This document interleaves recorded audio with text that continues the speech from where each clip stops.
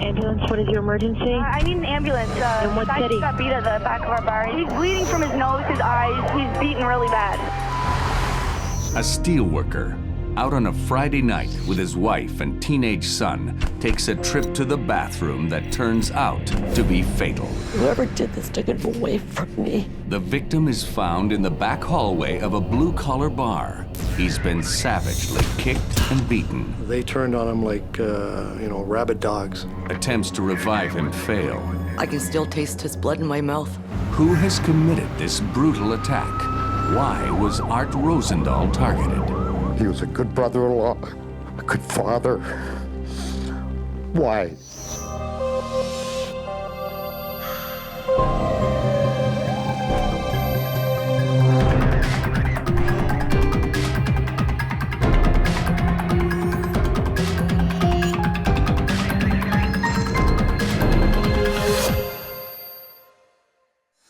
Hamilton, Ontario, a city built on the steel industry.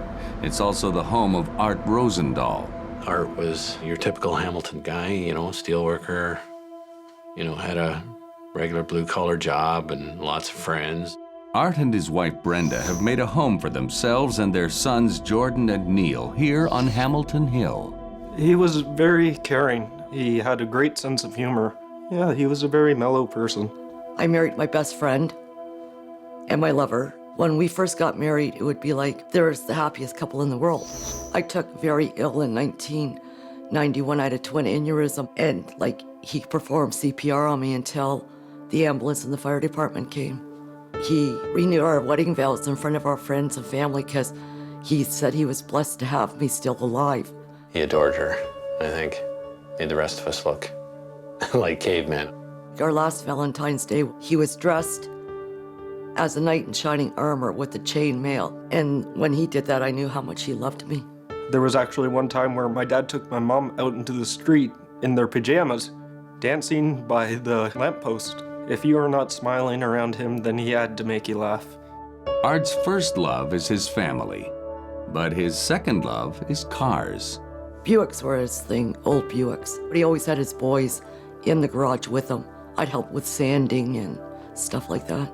From an early age, he and I got into cars, and we had an old Valiant here on the farm that had quit. And Art and I got that thing running. When we were 10 years old, 11 years old, we actually got the thing to run and started driving around the farm in it. He was a good friend to everybody, and that's why it makes it so hard to understand what did happen to him. January 14, 2005, a bone-chilling minus 16 degrees. At the end of a long week, Art, Brenda, and Neil head out to O'Grady's, their local pub. Everybody knew everybody. It was like a neighborhood bar where you'd go and you'd at least know 2 or 3 or 5 people. We didn't go out very much during the week of Christmas, so we missed a lot of people. So we decided to go out that night to see friends that we hadn't seen at Christmas time and have a drink and talk about what we all thought the year was going to bring. It started out as a Friday night like any other. There was a lot of laughter. We danced, and Neil and Art played pool. He was very good at pool, I can tell you that. He wouldn't go easy on me, but at times, I know he let me win. He was thinking about my feelings instead of making me feel like, oh darn, I suck. Around 10:30, Neil leaves to pick up his brother from work. I ended up chugging one and running out saying, Dad, I will be back, I'm going to get Jordan. My dad kept on saying, what, you're pulling out of a good pool game? Art heads to the bar just as the DJ starts up some tunes. He was talking with a friend of ours, so I asked him if he wanted to dance. He goes, I'll do the next one. So I got up with a friend, and we're on the dance floor dancing. Then he went to the washroom. The next few moments are a mystery.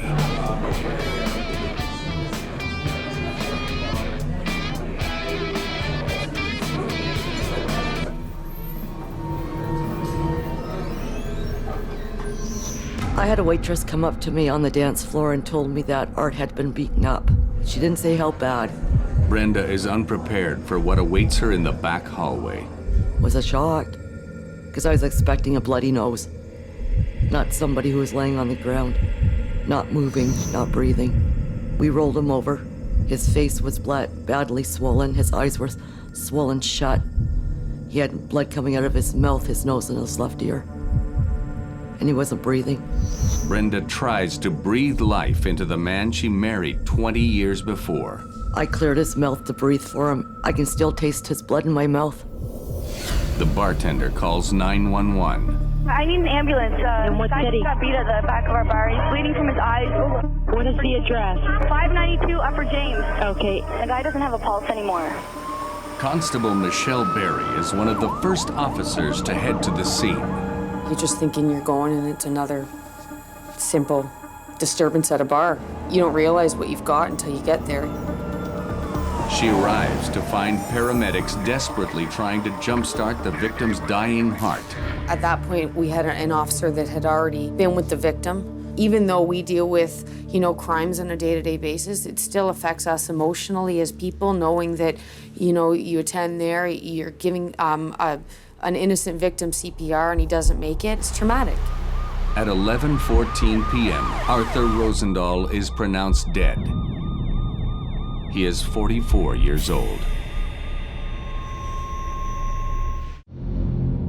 In Hamilton, Canada's steel town, Art Rozendal, a steelworker and a 44-year-old father of two, heads out for a typical Friday night with his family and friends at their local pub.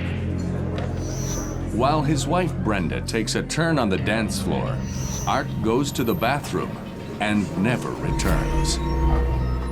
Art Rozendal is found bleeding and motionless in the back hallway of the bar. Brenda tries to breathe life back into her husband, but he's pronounced dead at 11:14 p.m.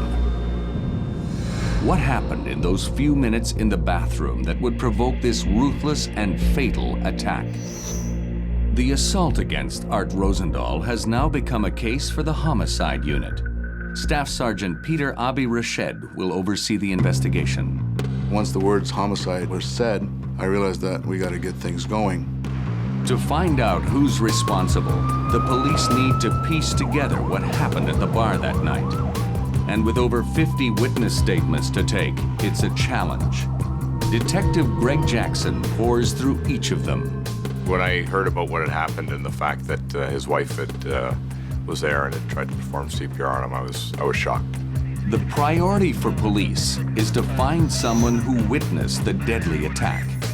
The bar was full. There's a lot of people there drinking and having a good time. Unfortunately, where it actually occurred, it was in a small hallway towards the back of the premises. The hallway to the bathroom is far from the eyes of the bar patrons. What happened in that back hallway? Did it start in the bathroom? No one knows where it started. Out in the bar, people are having a good time until one man heads into the back hallway. This eyewitness sees Art Rozendal down on the ground, surrounded by three black men. Two of them are attacking him, while one stands back and watches. He's taking blows to the head and he's being kicked and stomped on the back. Art is a big man, but he's defenseless against this attack. The person who saw Arthur in the back hallway described him as being almost in a I guess you call it a fetal or a turtle position, trying to protect yourself as best you can. Art can only curl up and hope for an end to the assault. You got one person who's trying to protect themselves, and you got two people that we can say for sure are kicking and stomping on the person. The eyewitness tries to stop one of the men, who wears a vicious-looking metal grill in his mouth. He's kicking him in the head, and he kicks him twice in the head. He actually kicks him the one time, and then Mr. Urquhart says to him, I think he's had enough, and then he gives another kick in the head. The man with the grill pushes the eyewitness against the wall, and then the men flee. Though only one person saw the attack, many people in the bar had noticed the men. Apparently, you couldn't miss them. They're boisterous, they're loud. They had that attitude of, the tough guys in the bar. The three men had actually been playing pool at the table next to Art and his son. The only words that we had with them were, would you like to take a shot? Are we in your way? Later in the evening, the men would argue amongst themselves just before they went into the bathroom. There was what appeared to be a dispute amongst the individuals, not Mr. Rozendal. No one has any answers as to why Art Rozendal became the target of the men's violence and rage. This was a brutal, vicious attack that made no sense whatsoever. To try to make sense of it, Abi-Rashed calls in veteran detective Mike Maloney, who takes on the role of primary investigator. That evening was Peter on the phone, and typical Peter says, we got one. Of course, on your way, and you're thinking, holy geez, what has gone on? What has happened? So these are the things that go through your mind as you're driving in. He will dig deep to see if there is more to this homicide than meets the eye. Was it mere coincidence that put Art in the bathroom with his attackers? My first instinct would be, was it a drug deal gone bad? At the station, Maloney has some tough questions for Brenda and her son Neil. You want to ask everything. Is your husband a drug user? Did you know these people? Did Art have anybody who didn't like him? Would he be one to start a fight? Why do you think that they did it? Maloney wants to know why Neil left the bar right before Art was attacked. Why did you leave? Mike can be very in your face when the time calls for it. They actually kept on asking me why I left in several different questions, like they were trying to catch me slip or say something wrong. You have to get the information. Maybe Brenda Rozendal had a motive. Were there money problems or relationship issues? Considering a wife watched her husband take his last breath, she was quite competent with all of her answers and everything that was going on. I was kind of amazed by how she handled it. Maloney ratchets up the pressure to test her. Are you sure you had nothing to do with this? Could Brenda have hired the killers? I looked at my two sisters. I said, they think I had something to do with this. So we do have to ask those hard questions. And after hours of interviewing, Mike Maloney's gut tells him the family had nothing to do with Art's death. This lady's just watched her husband die, and she has to answer that question from me. You feel for them, and it's a very awkward situation. So I think through interviewing her and her son, we understood that this was just something that took place. Here was a fella that was a hardworking contributor to society, and basically, somewhere there, everything went bad. With the family ruled out, detectives conclude the murder is chillingly random. They're pretty, let's put it this way, very hard to solve when they're random. There's no pattern, there's no place to start. We need somewhere to start. And also, for the public, it's random. It could be you, myself, it could be anyone. It's after midnight in Steeltown. Just a couple of hours since Art Rozendal was brutally beaten to death at a roadhouse in Hamilton, Ontario. Friends and family there with him had no idea Art was being attacked in the back hallway of the bar. He went to the washroom and never came home. The lone witness to the beating describes two black men mercilessly kicking the victim while a third looked on. The police can find no personal motive behind the killing and have deemed this a random attack. With no motive and no leads, it's hoped that Forensic Detective Annette Huys can dig up some clues. My coworkers lovingly call me Forensic Barbie. In the 175 years of the Hamilton Police Service, I'm the first and only female that they've ever had in the forensic unit. And this will be her first case as lead forensic investigator. You want to have that opportunity for the first time to put all your skills to the test. And when you're the lead on a homicide, you're definitely putting your skills to the test. You don't want to make a mistake, because a mistake affects your victim's family. It's your average, normal family, and to know that, you know, the routine of a Friday night could turn into a nightmare. For me, personally, it pulls on your heartstrings. It's 11:45 p.m., just half an hour since Art Rozendal's murder. Annette Huys heads to the hospital to collect evidence from the victim. In this case, it could be a particular challenge. Knowing when a victim's going to the hospital, they're being transported in an ambulance, they're going into an emergency room, there's a lot of opportunity for evidence to get lost. So we were directed into the trauma area where he was taken. We took photographs and collected the clothing that had already been removed from him. Anytime there's an altercation, there's an opportunity for the victim to maybe scratch, punch, grab hair, and what we do is we take sterile bags and secure them over top of the hands. The pathologist at the morgue does a full examination of the body. Bruising at the neck, the face, the chest. X-rays reveal 3 broken ribs, injuries consistent with an eyewitness account that Art had been repeatedly kicked. Then something unexpected. Prominent and oddly shaped bruises on Art's back and side. There are actually 2 marks that were unusual, or we couldn't quite figure out how they were caused. One was in the middle of his back, and it was 2 concentric circles with these lines around the circles. The other area was on his side, and it was a series of clear lines. Those markings on his back were a little puzzling, a little confusing. They weren't consistent to what an assault would have caused. When we have something in front of us that we can't explain right away, we have to put some effort into getting that answer. I want to know, how did that bruise get there and what caused it? If the mark remains unidentified, it could raise questions about the cause of death and get in the way of proving murder. Definitely, we need an answer for court. Annette Huys goes to the bar to search for the source of the bruise and other forensic evidence. The crime scene is being recorded on police videotape. This is my first opportunity to see the crime scene. We call it a walkthrough. There were several beer mugs, shot glasses. That was really important evidence for us to collect. The attackers didn't have the knowledge or the forethought to think, we gotta wipe off these beer bottles and get rid of them before we leave. Any beer bottle, any drink container, any shot glasses put up to someone's mouth, and we know we're gonna get DNA from it. Huys checks out the hallway where the attack on Art Rozendal occurred. There was EMS debris, some gloves, cigarette butts. Huys scrutinizes everything, looking for what could have caused the unusual bruising on Art's back.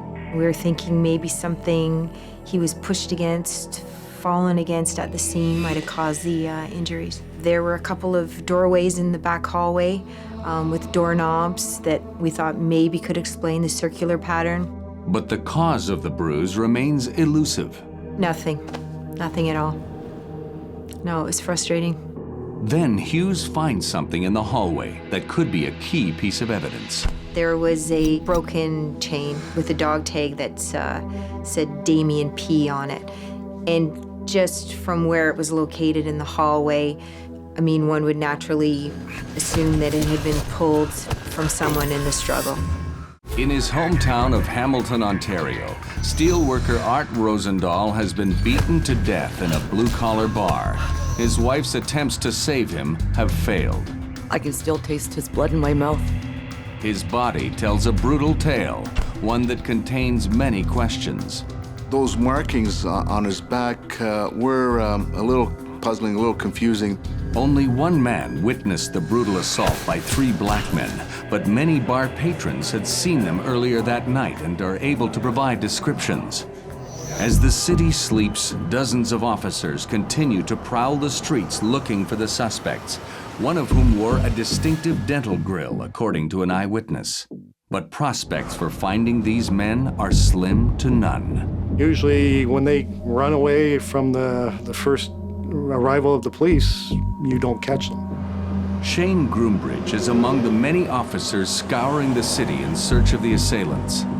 So I responded to the area, searched for them for approximately half an hour. Couldn't find them. So I parked my vehicle at Brantdale and West 5th. At this point, I didn't feel the suspects were still in the area. I figured the suspects had plenty of time to make good their escape. Groombridge is thinking about heading back to the station when he sees a potential suspect. I observed a 6-foot black male wearing dark clothing. At that point, I noticed he had a silver grill in his top teeth. Was this the assailant with the distinctive gangster accessory? In Hamilton, it's very rare, and when the officer came across him, there's the grills. When Groombridge asks for ID, all hell breaks loose. Basically asked me if he was under arrest, and I immediately said yes, because from experience, if someone asks you that question, you don't arrest them, they're gonna flee. And he struggled, so I grabbed hold of his shoulder and he just pulled back, and the next thing, we're struggling, we're on the ground, rolling, and I was able to get on top of him, get his arms pinned down. Backup arrives, and the suspect is taken into custody. Cairo Sparks, a 23-year-old from nearby Kitchener-Waterloo. Hotel 352, suspect under arrest. 10-4. Sparks is put in holding, but the staff sergeant has his doubts about whether they've got the right guy. It did not make sense. This was sometime after the actual assault, and yet he's arrested within a block of where it occurred.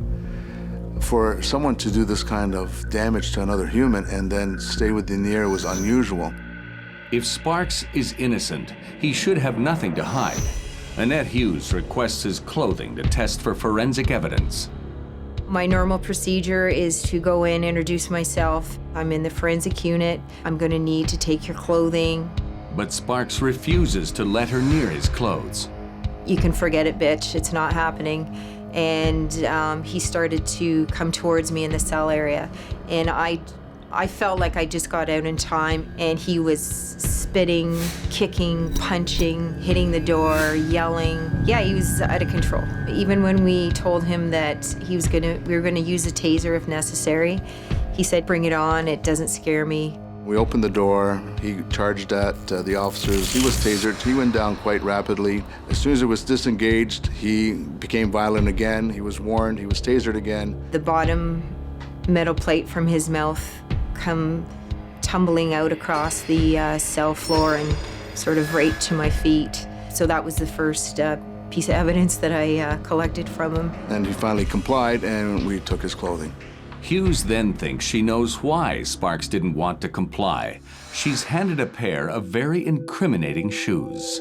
I looked at the shoes, and just from my experience, what I was seeing on the shoes was blood. I figured that the blood that's on the shoes that I'm looking at is the victim's blood. She'll have to wait for DNA testing to find out if she's right. Hopefully it's Art's blood, we'll get a DNA match. I thought, perfect. We've got evidence to this assault right on his shoes. Abi-Rashed and Maloney now pay Cairo Sparks a visit. He is charged with second-degree murder. Perhaps that may cause him to utter something to us. With the eyewitness report and the blood on the shoes, police hope to leverage a confession out of Sparks. Maybe he'll give up the other two men who were in the hallway. But Sparks has nothing to say. It's basically the attitude of, prove it. I didn't do it, wasn't there. But proving it might be harder than any of the detectives can anticipate. Hamilton, Ontario, January 15, 2005, the morning after the brutal murder of Art Rozendal, a husband and father. The Hamilton Homicide Unit has questioned and cleared the family. Police believe that Art Rozendal did not know his attackers. The murder was frighteningly random. It could be you, myself, it could be anyone. The motive remains a mystery, and though there is one suspect in custody, he isn't talking, and two other men seen by an eyewitness are still at large. The next morning, when Brenda Rozendal wakes, everything seems normal for a fleeting moment. I got up in the morning, and I put on the tea kettle, and I actually made 2 cups of tea. That's when I realized what actually really did happen to Art, because he wasn't there, and that he was not coming home. At 7 o'clock, Brenda begins calling Art's best friends. I couldn't believe it. It took me a long time to even accept it. Time right after Art died, in the next few days, is more of a blank than anything. It doesn't take much to well up the emotions. Then she calls the foreman at the mill to tell him Art won't be coming into work. They said, "Is he sick?" I said, "No, he's dead." And the phone just dropped. Before long, all of Hamilton will know about the murder of Art Rozendal. The neighborhood has been shaken by this murder. Oh, it's devastated. Nice, quiet neighborhood. And whoever did this took it away from me. Hamilton police have a 22-year-old man in custody, charged with second-degree murder, but they're still on the lookout for the 2 remaining suspects. The other person that they're looking for, he would have known if he was in Hamilton that his friend, Cairo Sparks, was arrested that night. He would have heard that on the news. So the answer is leave the city. The police continue to pursue their strongest suspect, Cairo Sparks. If they can build their case against him, perhaps he'll give up his associates. Annette Huys works the forensic evidence. All the exhibits that I seize from the crime scene, once they're photographed, collected, I get them back into our lab, and each exhibit, depending on what it is, I go through a process of the best way to deal with the evidence. And I collected several fingerprints, one from the shot glass. There are a couple of fingerprints on a beer mug. To her surprise, Cairo's fingerprints do not match any found at the crime scene. We follow avenues of the investigation, and some things work out and some things just don't. Meanwhile, witnesses are asked to identify Cairo Sparks in a photo array. As per police protocol, Sparks's mugshot is neutral and he's not smiling. The distinctive metal grills in his mouth are not visible. Photo array are not always successful. Some witnesses cannot remember, or don't want to remember, or don't want to get involved.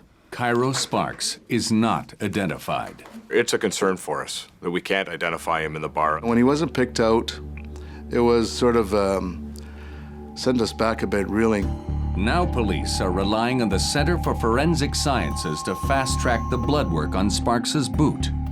You're hounding the forensic scientists, and you're saying, look it. This is big, we need to know whether this is Mr. Rozendal's DNA. But another blow is dealt. And then all of a sudden you get knocked down again. They said, no, it's not. The blood on Sparks's boot does not belong to Art Rozendal. Police are confounded by the lack of solid evidence. Their instincts are telling them that Sparks was one of the 3 men in the bar. Right off the beginning, we had a gentleman arrested a short distance, matched the description, has teeth grills on. From the moment police first encountered Cairo Sparks, he has behaved as if he's guilty. He was just aggressive from the word go, right from the time the officer approached him on the street, right to the point where we had to use some extra force to seize evidence for a murder, to right down taking him downstairs into our holding cells. Unless more evidence comes in, the police will have to drop the charges against Cairo Sparks. The Hamilton police request intel from their colleagues in Kitchener, Sparks' hometown, just an hour away. Monday morning, when their intelligence officers came in, they did a whole background, said he belongs to a street gang here in Kitchener, the Kings. They are one of the bigger gangs. They're violent, they deal with drugs, and they have a symbol that they like to flash and let people know that the Kings are here. Cairo Sparks is one of the Kings, so maybe other members of the gang were there with him at the bar that night. So we started asking for associates and gave them descriptions, and right away, the first officer said, oh, the other fellow will be Corey McLeod. Corey McLeod is a gang member with a record for assault who rolls with Cairo Sparks. This new information might reinvigorate the investigation. Now it was, where's Corey McLeod? We start looking, and when I talked to the security manager at Hamilton Detention Center, he runs the names and says, well, Corey McLeod's up at Maplehurst. So immediately we're like, oh, I guess it's not Corey McLeod. He's doing time. Another dead end, and with each passing day, the case grows colder. Hamilton, Ontario. Detectives toil to catch the assailants who beat Art Rozendal to death. Only one man is in custody, Cairo Sparks. Though Sparks matches an eyewitness description, the police have no other evidence against him. It's a concern for us that we can't identify him in the bar. The man Sparks is known to roll with, Corey McLeod, is in jail, so it seems that he is not a viable suspect. The case seems to be going cold before Art Rozendal is even buried. 4 days after the murder, 200 people attend Art's funeral. There's always the usual vigilante talk, and yeah, there was a lot of anger. I want them to be found so they don't do that to anybody else. These, for lack of a better term, punks can take a man's life away. That certainly didn't deserve. The homicide unit is feeling the pressure. The Hamilton public was outraged as to what happened that particular night. A lot of media attention and a lot of get those guys. The police asked the family to make an appeal to the public. If there's somebody out there with a little bit more information, please come forward. If you have any information, call Crime Stoppers. The Crime Stoppers plea generates a flood of tips. We were getting people calling us, trying to help us. Most of the tips lead nowhere, but then there's a call that pays off. Someone called in Crime Stoppers and said, 2 in the afternoon on Friday, I saw 2 guys fitting the description at the No Frills at Upper James and Mohawk. Right in the vicinity of O'Grady's on the afternoon of the murder. We went to the No Frill store. We looked through all their video. Abi-Rashed spots Cairo Sparks, and with him is his close associate. Sure enough, there is Mr. McLeod. We brought it up to Kitchener-Waterloo, and they said, oh yeah, that's Corey McLeod. Great footage. And what's hanging from his neck? Dog tags. Corey McLeod not only wears dog tags, he has a nickname, Damien P. We've received information that the dog tags with Damien P was given to him by an ex-girlfriend.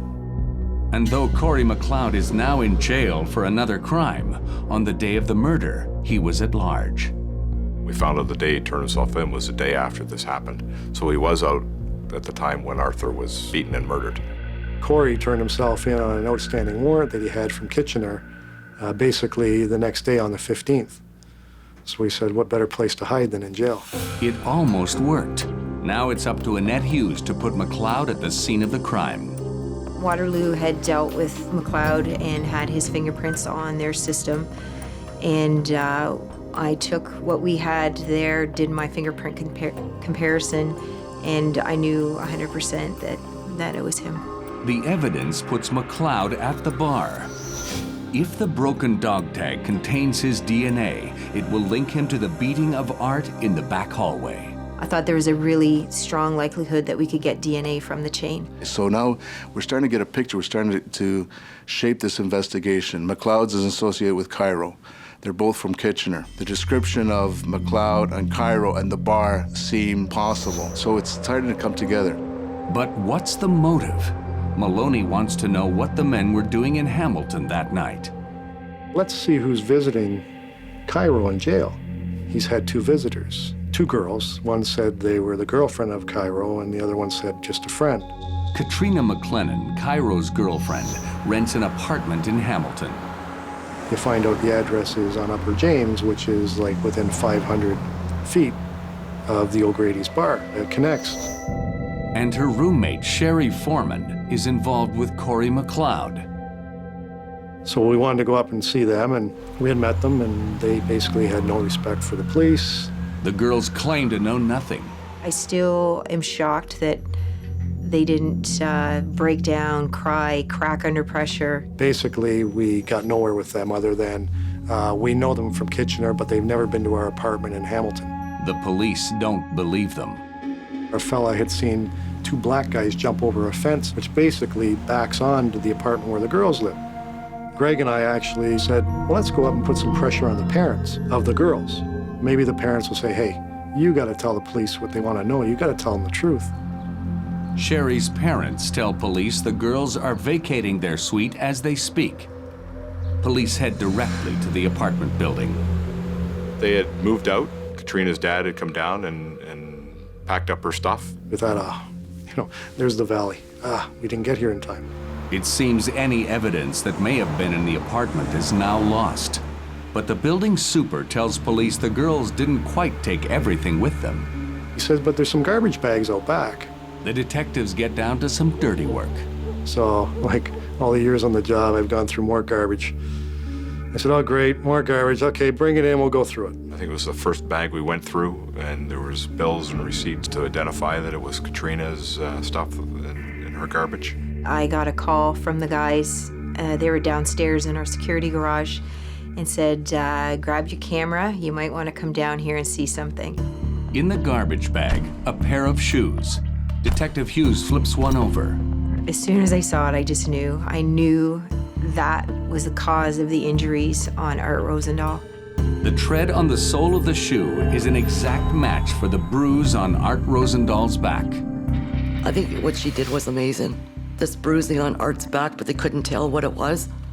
And she figured it out was the boot print. The pattern on the bottom of the shoes explained everything. It was like the heavens opened up. That's a murder weapon. That's what we looked at as. In Hamilton, Ontario, it's been 1 month since Art Rozendal was murdered in a bar. 2 men were seen kicking and beating the victim, and the third was present during the attack. Police are holding Cairo Sparks on the charge of second-degree murder. A second suspect, Corey McLeod, is in jail for another crime. So far, the police don't have the forensic evidence they need to prove murder. We have a real good circumstantial case, which in a homicide may not be the weight you need. They are counting on running shoes found in the garbage to solidify their case. We had the item that caused the injuries on his back, and we knew that whoever was wearing those shoes was responsible for doing them. In my opinion, it was huge. If the DNA in the shoes can be identified, there will be concrete evidence against at least one of the perpetrators of this vicious attack. There's always an opportunity to get wear DNA from shoes. Sometimes it can be difficult if someone always wears their socks. On the basis of the shoes, police searched the new homes of the suspect's girlfriends, looking for more evidence. We found a duffel bag up in Sherry's room, and in that duffel bag are some clothing and a writing book or doodle book that she says is Corey's stuff. The bag contains a letter with the word red rum and a disturbing sketch. It was one of those things where it seems like time stops.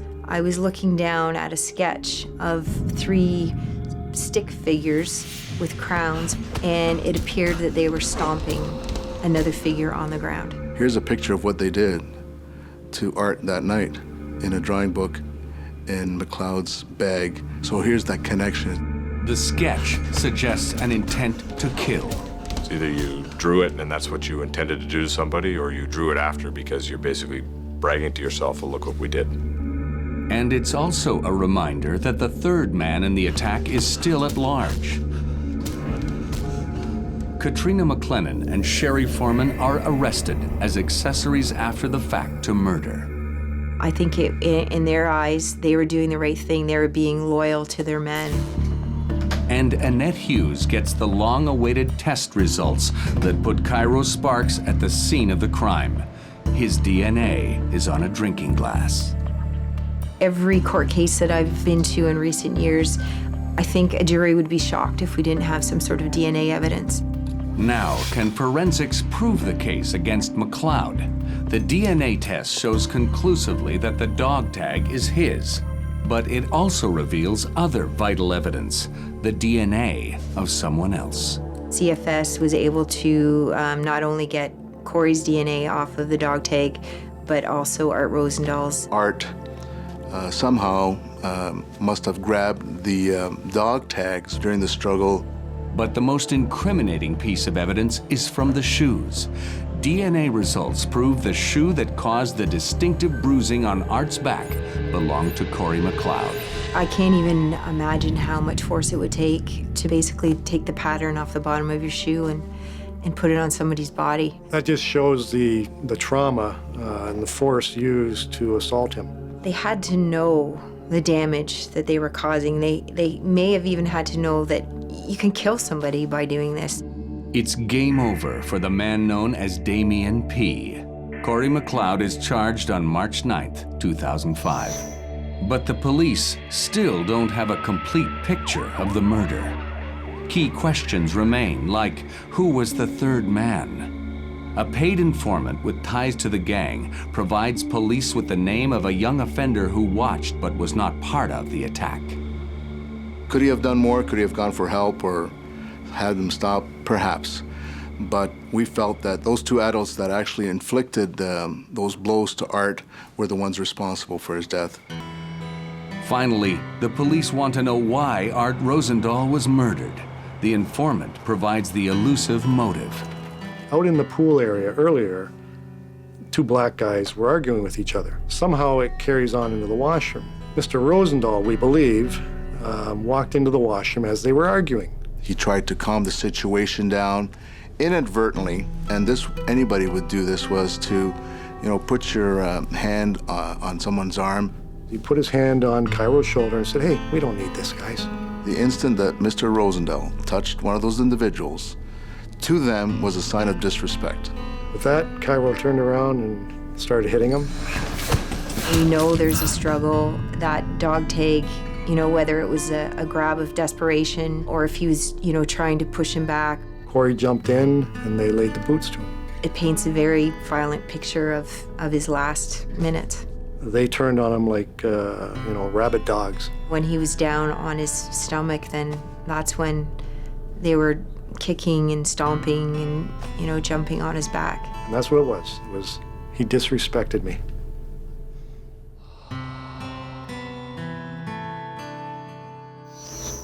The police have worked hard to build a case for second-degree murder, but if they can't prove intent, the perpetrators could get away with it. Bar fight usually ends up being a manslaughter charge. You have to show the intent. Fights end up being very hard to prove that it was an actual murder. It's not about the truth, it's about the proof. Can you prove intent?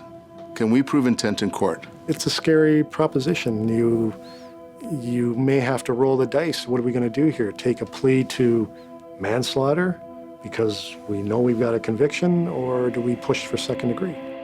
The defense offers up a guilty plea to the lesser charge of manslaughter. The Crown accepts. Sparks and McLeod are sentenced to 11 years, close to the maximum. It's a year before anyone touches Art's locker at the steel mill. There's a picture of Art that one of the fellows did a portrait hanging on a wall. Every time you walk around a corner and you see that thing, it's like somebody gives you a kick in the chest. He was always a peacemaker. Always wanted people to get along. Art's youngest son has taken on the restoration of his '67 Buick. The car in the garage, maybe one day the car will be done. Then I'll drive it. And I'll drive it right down to Woodland Cemetery and show that she's done.